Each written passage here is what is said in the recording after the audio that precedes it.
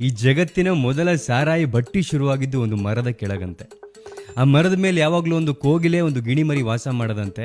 ಆ ಮರದ ಕೆಳಗೆ ರಾತ್ರಿ ಹೊತ್ತು ಒಂದು ಸಿಂಹ ಮತ್ತು ಒಂದು ಹಂದಿ ಮರಿ ಬಂದು ಮಲಗೋದಂತೆ.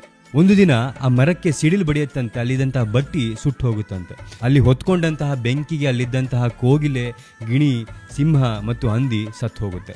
ಆದರೆ ಅವುಗಳ ಆತ್ಮ ಶಾಶ್ವತವಾಗಿ ಸಾರಾಯಿ ಒಳಗಡೆ ಪ್ರವೇಶ ಮಾಡುತ್ತಂತೆ. ಸೊ ಹಾಗಾಗಿ ಒಬ್ಬ ಮನುಷ್ಯ 2 ಪೆಗ್ ಸಾರಾಯಿ ತಗೊಂಡ ತಕ್ಷಣ ಅದರೊಳಗಡೆ ಇದ್ದಂತಹ ಕೋಗಿಲೆಯ ಆತ್ಮ ಆಕ್ಟಿವೇಟ್ ಆಗಿ ಮಧುರವಾಗಿರೋ ಮಾತುಗಳು ಬರುತ್ತಂತೆ, ಸಂಗೀತ ಬರುತ್ತಂತೆ. 3 ಪೆಗ್ ಹಾಕಿದ ತಕ್ಷಣ ಗಿಣಿಮರಿಯ ಆತ್ಮ ಆಕ್ಟಿವೇಟ್ ಆಗಿ ಒಂದೇ ಮಾತನ್ನ ವಟ ವಟ ವಟ ಅಂತ ಮಾತಾಡ್ತಾರಂತೆ.